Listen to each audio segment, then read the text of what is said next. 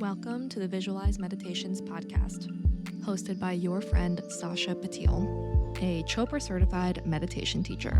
The first step to creating the life of your dreams is to create a clear and compelling vision for what you want for the future. I'll be guiding you on visualization meditation so you can get clear on your deepest desires. Let's get started so you can turn your vision into a reality.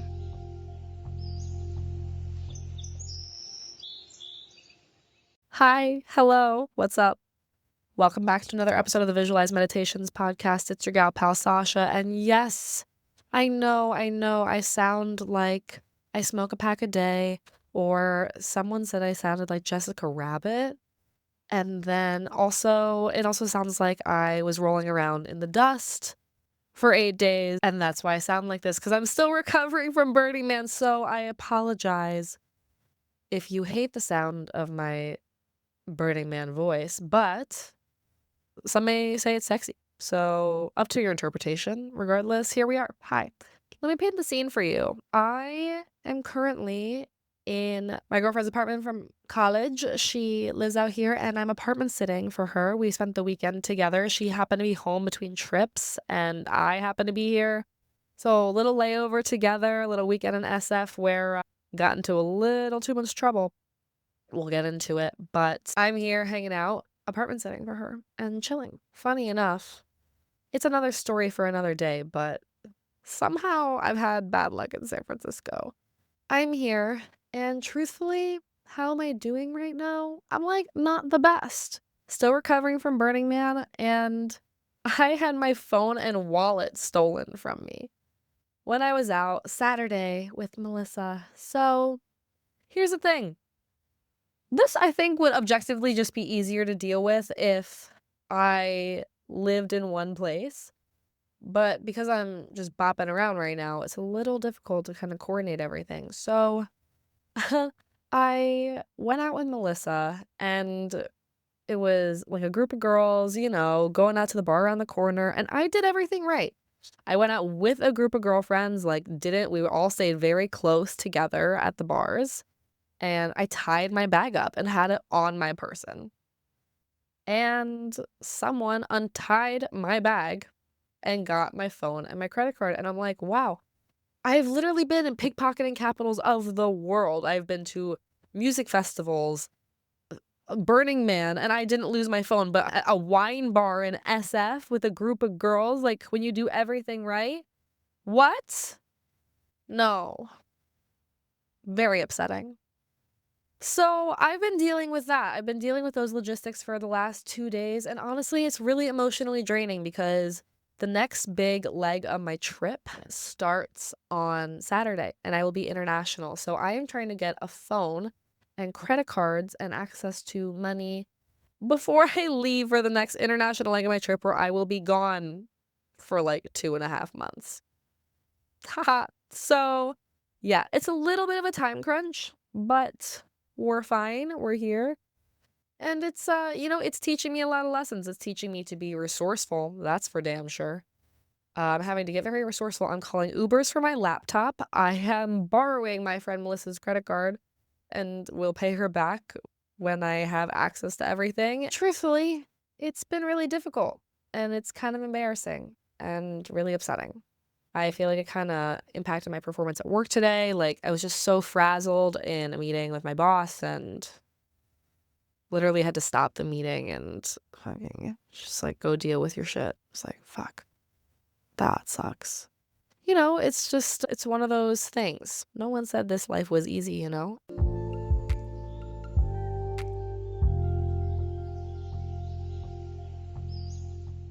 The last time we talked, I was leaving the Paris leg of my trip and about to spend 1 week at home with my family. And that week at home was so nice.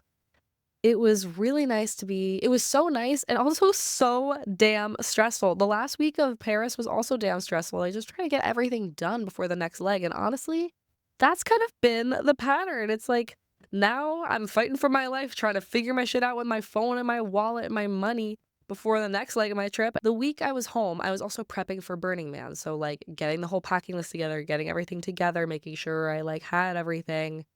I hauled a 50-pound fucking bag to the other side of the country, and the first lesson I learned is bring a bag with wheels, bitch, okay? Carrying that thing, I could barely turn my head side to side. Regardless, that week at home was really nice. I was surrounded by my really close friends and family, like my parents, my aunt, my sister, my closest childhood friends, and just was loved on by inner circle loved ones and spent so much good quality time with them. But also, I was just prepping for Burning Man. It was the last week before PTO, prepping everything for that. It was stressful, but like really nice at the same time. And there was a lot of grief happening also about my life ending in Paris, or like that chapter of my life coming to a close. And then we went to Burning Man. When I started this whole digital nomad journey, I wrote a list down of things I wanted to do, places I wanted to go, things I wanted to see. And Burning Man was number one on my list. I started prepping for this thing really in February when I got tickets. And I'm a type A bitch, okay? Like, I'm a planner, and I did Burning Man bare bones, and this was a lot of logistics.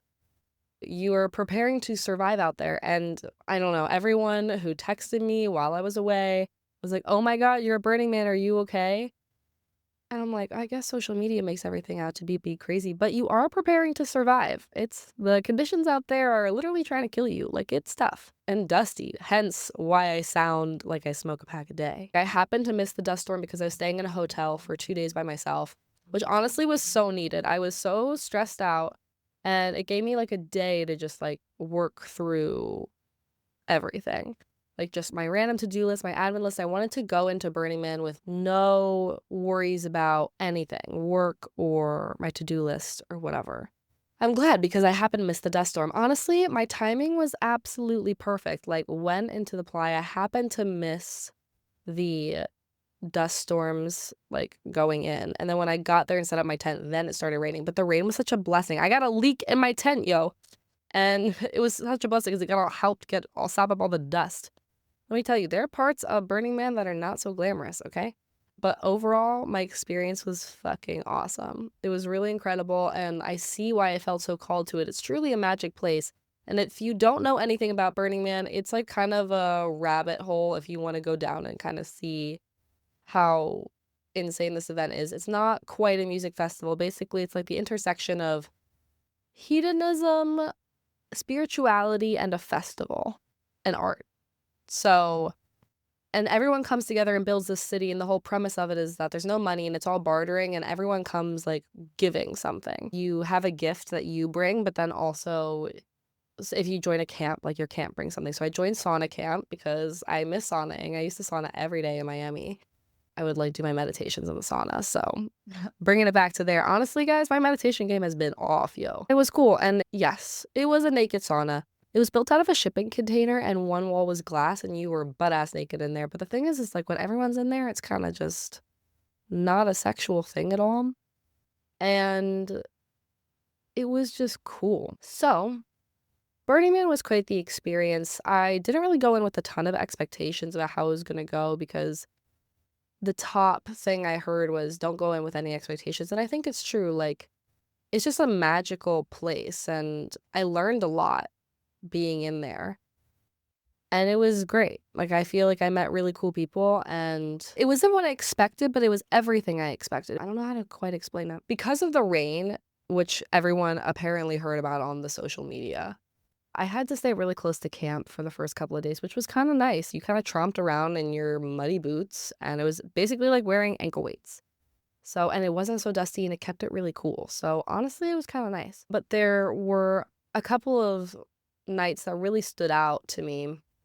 I stayed out till sunrise 3 times, but I think Paris kind of prepared me for that.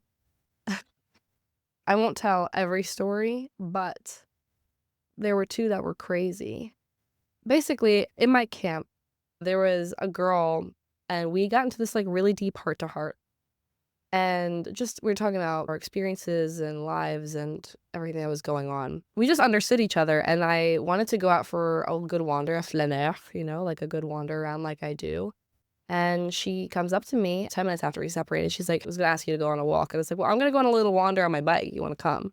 She's like, yeah, your only rule is you follow your own bliss. You follow your own thing. I was like, okay, cool. That's what I was gonna do anyway. We were riding our bikes. I was talking about how I really wanted to go up in the sky at some point, like hot air balloon, plane, helicopter, whatever. And I thought I missed the hot air balloons the other night that I stayed out all night. And we were riding our bikes and I saw this like camp that had clothing and I was like, ooh, like I would love like a little clothing swap. I love a little costume change, you know? And next to it were parachutes. We stopped and me and this girl would just like start looking at the clothing and literally 2 minutes later, another girl pulled up on her bike and my new friend knows this girl from her hometown. Crazy enough. Like they didn't plan this at all. Turns out this girl is dating one of the skydivers at the skydive camp that was next to the clothing camp, hence the parachutes. And we're like, what the fuck? We just start hanging out with this camp and we're chilling, we're whatever. And he gives us tickets to get on the skydive plane the next day. He's like, come again at 10 a.m. tomorrow. And we're like, bet. And this is what started the crazy 24 to 30 hours, however many hours I was awake at this point. It was nuts. And so we just keep riding our bikes around. We're stopping at bacon camp and getting bacon. We're stopping at live karaoke and watching people do karaoke and watch it. Just like wandering about. We go see the art in Deep Playa. Like, it's gorgeous. We watch the sunset. It's just, we have a ball. We're having so much fun. And it's just like a grand old time. We're riding around and we stop at this camp, Naked Heart, which is like more of like a sex workshop camp. And it was really interesting going to a workshop. It was like called goddess worship or something. And this word, like goddess, was something that this new friend uh was like saying. It was kind of a buzzword she was using over and over again. I was like, okay, fuck it, let's go. It starts in 30 minutes. Let's go. So we had 30 minutes to kill. And so we walked up the street to go find a bathroom and we saw like this gorgeous professional bondage where this woman was being puppeteered 30 feet up in the air and playing the violin. And it was just the most gorgeous thing because it's truly art. And then across the way are fire spinners. And I have learned now that I must learn how to do the dragon staff. It is absolutely something I must do. I feel so called to this dragon staff. This thing is gorgeous. I cannot stop watching it. I love the fire spinners. If you don't know what those are, please look them up. Please do yourself a favor. They are so gorgeous. I love a flow art. Anyway, we watch that and then we go to this workshop where basically it's about each woman would lay out their deepest desires and men in the room could offer to service them, but it wasn't like a sexual thing. And basically I was like, hey guys, my 50-pound bag killed my shoulders. I would love a platonic massage because first of all, I'm not attracted to anybody in this workshop, okay? And also I'm like, my neck is fucking killing me and I was looking for a massage camp, so let's do two birds in one stone here.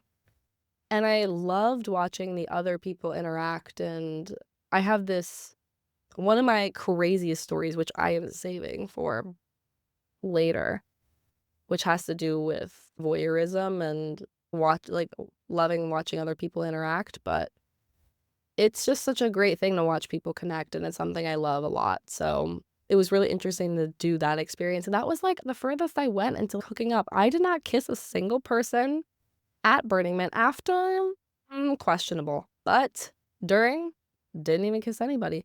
I was like, it was nice to have something just for me and just for myself and not have it be about hooking up with somebody. It opened me up to just doing what I wanted to do. So we went back to camp, dropped off our bikes, and we decided to venture out into Deep Playa. Deep Playa is where they have like all these amazing art installations really far apart. And like you might stumble across something just like so random out in the middle of nowhere, which we'll get into. But I really wanted to ride these art cars around, which were basically these like huge, almost like floats, like almost think like parade float, but these are like the most artistic things you've ever seen. If you want visuals, follow along on my personal social media, not to plug myself, but they will be coming soon. They're just gorgeous and crazy. And these people must spend like millions of dollars on these things. They're beautiful, but sometimes you can just like get on and ride them. Like, I wanted to ride the art cars around, and my new friend wanted to go to the temple. So I rode the art cars around, and after a couple hours of that, just going around seeing art pieces with all these cars, like, just getting on me like, "Hey, like, what's up? Like, cool car, can I hop on?" I decided to walk back to camp. I walked back to camp, and as I was getting back, and I was also bummed that I missed the Rufus Du Sol set, because I missed the 1 a.m. one, and I was like, "Fuck." I was getting back at 4, and as I'm coming back, there are some of my campmates all leaving, and I was like, "What's going on?" They're like, "We're gonna see the Rufus sunrise set." I was like, "Fuck. Okay, I'm coming." So I turn around at 4 a.m. and I go out and we hike all the way back out to Deep Playa, and we go see Rufus Du Sol's sunrise set, and it was fucking epic. It was so epic. And after that, I was like, "Okay, if the sun is coming up, the sun is up." And I'm like, "I am ready for the temple." And I went and I sat with my grief. I sat with my grief over my relationship ending. I sat with my grief over my life in Miami ending. I sat with my grief over my life in Paris and the house, that chapter ending. It really made me realize that grief is just love with nowhere to go. It's when you love something and when you miss something, and that's totally okay, but you have no outlet for it. It's just like stuck. It's stuck in your heart. And that's what grief is. And it made me kind of come to terms with of acceptance with that, and almost I can't enjoy my grief. I can't say I enjoy it because it's not a pleasant feeling, but it does just remind me like, oh, this is truly just love.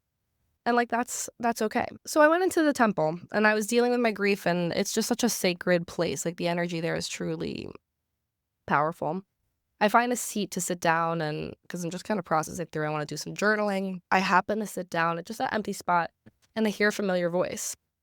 And it's my friend, the girl that I'm supposed to go on the plane with, that I spent the whole day with. We just separated 8 hours prior. She spent the entire night in the temple. She met some guy. He's also so nice. Fed us chai tea. It was a whole thing. I just happened to sit next to her. It was just crazy magic. So we sat there for a couple hours, and I was processing through some stuff. They were just like in their rapport. And we go and we haul ass all the way back to camp, get our bikes, and go on the fucking plane to watch the skydivers jump out on the playa. All the other planes have to go around the playa. The skydive plane is the only one that can go on top. So it's a very special thing, and I was running on no sleep, but it was okay. And after that, I got myself a fat burrito at a camp, and then I promptly went and crashed for 15 hours straight and slept the rest of the day and all night. The first night I stayed out and the third one, we'll save those stories for another day. But Burning Man truly was a magic place. I feel like I learned a lot in my Burning Man experience. I feel like obviously the revelation about grief was very real, but then it was like, okay, just follow your bliss, follow your magic, follow your intuition, and things just kind of click. I learned to like flow and not force, learn to be radically yourself. I wrote down a lot of lessons, but those are the ones that stand out the most. Like, it was interesting coming back into the default world, seeing how much more calm I felt about everything, but truly it's been tested since losing my phone and my wallet. It's just a really upsetting, very frustrating thing. But other than that, it's been pretty good. But it has been difficult to deal with emotionally, I gotta say. But c'est la vie, no? It's no one ever said this travel thing was easy. And better here than internationally. And better where I'm in a city with friends around than alone with no access to anything. Much more in touch with things I know are right and things I know I want. And I can see why I was called to it. After Burning Man, I went back to Reno for one night, had a night to myself, hung out, just like it was really good to scrub the dust off me. I washed my hair 3 times. I just had to scrub my body down like 3 times. It was insanity. I had to rinse my duffel through the shower. Like, it was dusty. The bell guy wouldn't even take my bags because they were too dirty. But half the hotel is fucking burners. So, of course, it's all good. It is what it is. But hung at the pool, chilled out, definitely needed. And then I went to a decompression in Lake Tahoe with my campmates. And it was very chill.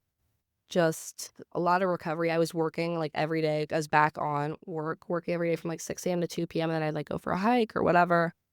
And did I like have romantic relations with someone from my camp? Maybe. But like, it's another story for another day.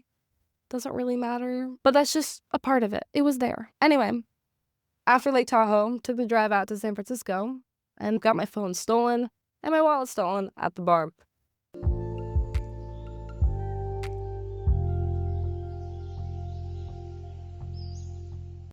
After this, I'm not going to really share where I'm going next because this is coming out very recently. But one thing I do want to say, guys, is thanks for listening along. Who knows if any of you actually enjoy listening to this because it's a pretty one-sided platform, I have to say. But I do hope you're enjoying listening to my chronicles of my digital nomad life. My mom said that I am very, very lucky to be doing what I'm doing, but it doesn't mean that it's easy. It's difficult. It's difficult to throw yourself into all of this. Growing from the experience, I'm definitely learning resourcefulness and patience and state management from this whole situation, but I'm looking forward to the next chapter. But truthfully, I'm just really looking forward to being able to communicate and do the things I need to do with my phone. You don't really realize how reliant you are on something until you lose it, especially when you're in the middle of traveling and you use it for everything. Also, when you don't have money and lose a form of ID. It's a little tough. So truthfully, I'm looking forward to that. This next trip is international and I will be gone for quite a while.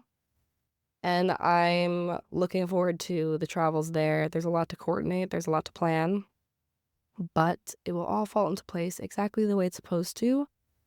In the way that's supposed to, in the time it's supposed to, while also being vigilant about making sure I know where I'm resting my head at night. But I hope you guys enjoyed this episode. I appreciate your patience as my energy's a little low, but we're hanging here on a cozy evening in sweatpants. So thanks for hanging with me. Thanks for chilling out. Yeah. Now time to do a little bit more work, chill out, chill, work, hang, get that zest back, baby, Okay, I'm going. Goodbye.